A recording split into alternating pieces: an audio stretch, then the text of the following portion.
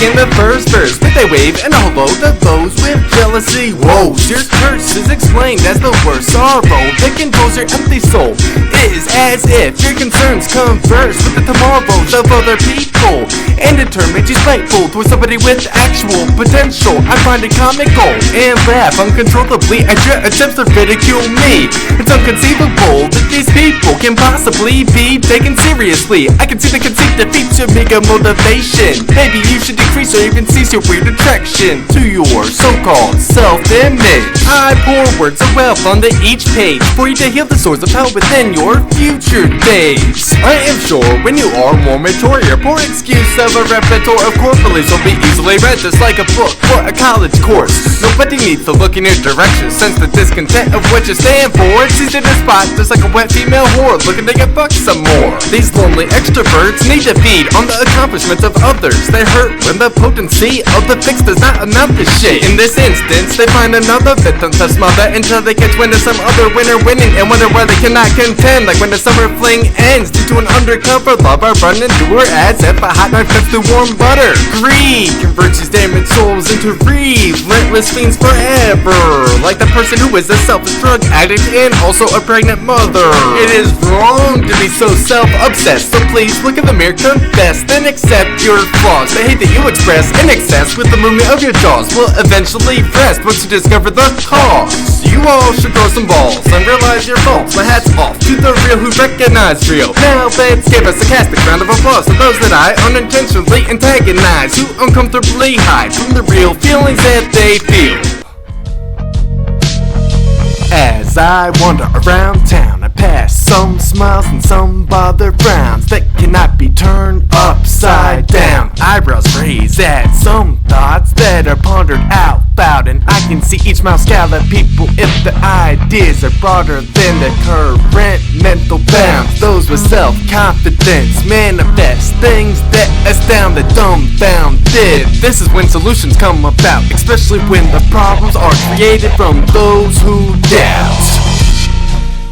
Whenever I fight myself, I fight my own worst enemy. I jot down lines that describe the earth that is around me, to jog my mind around the curse that to me has become overwhelming. I thought only I found obscure findings that needed delving into. Their mind increased the speed of its trot to the velocity of light to exceed beyond those that were seeking victory in the marathon. Obscure findings were only the baton being tossed into the bottomless fantasies that only I can fathom. I become a phantom when the time does come to meet the promises and greet my elaborate wishes at the planned rendezvous. I can view the goals that I pursue bloom into fruitful accomplishments in the future if I do choose to fulfill success's extensive requirements. Only an amateur would lose interest or be a victim of being hesitant, but professionals too could be unsure or confused when defining success's determinants. Success seems so simple, but when I venture out, I exclude the possession of safety nets. So one wrong turn could conclude my current attempts at making progress. I feed off of this adrenaline rush because I've been known to consume stress for lunch, dinner, and also breakfast. I take risks because what does not kill me will make me stronger.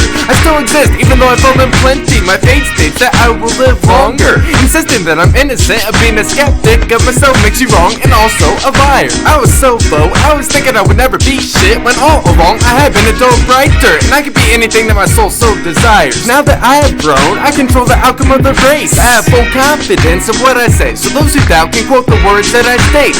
As I hold the baton with an intense grip, I knew that it was never tossed in the first place. I imagined that bottomless pit as the window pane to my brain expanded to reveal the entire fantasy that I had been slow to paint. I did not notice that the moment froze when I thought of this topic.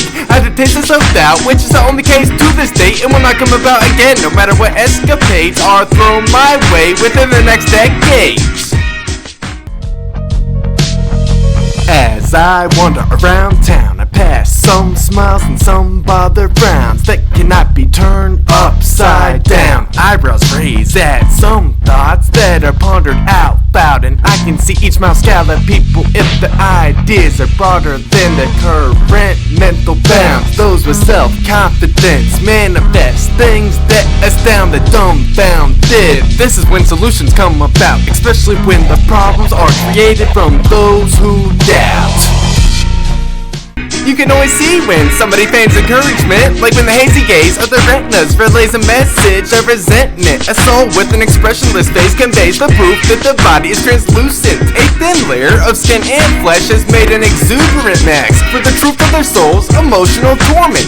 I can still see the individual's dreams lay dormant at the doorstep of his or her conscience, where they were promised entry but instead were forced to sleep on the porch. When they awoke, they arose and ignited torches to scorch the core confidence. They chose to expose this strength and transform it into a weakness to restore their existence. The house of the conscience was doused with lighter fluid after boarding doors and windows from the outside.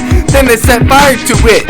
The devious dreams then proceed to flee the scene, but failed to clean up the evidence. The prints of the feet seem to be the same one scene where the nightmares are believed to hold residence. I peer through the open windows of their home, and it's clear that they have no clue how they're supposed to manage their new throne. The nightmares begin to dig a catacomb for their brain slopes, and the soul decides just to go with the flow. The nightmare's worst fear has come true as the carnage is destroying everything that they have ever known, and the flames still continue to grow. This explains why jealous eyes have a fiery green glow. They fill with resentful pain whenever they see somebody with dreams working to bring them towards the light of day. Their life begins to drain as enjoyment is only weakly pumped through their veins.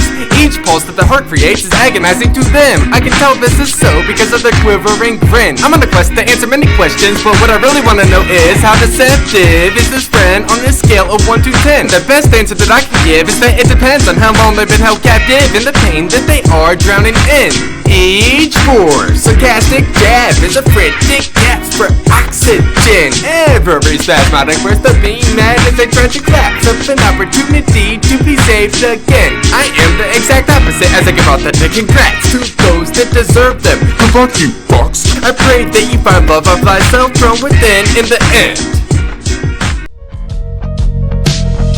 As I wander around town, I pass some smiles and some bothered frowns that cannot be turned upside down. Eyebrows raise at some thoughts that are pondered out loud, and I can see each mouth scallop people if the ideas are broader than the current mental bounds. Those with self-confidence manifest things that astound the dumbfounded. This is when solutions come about, especially when the problems are created from those who doubt.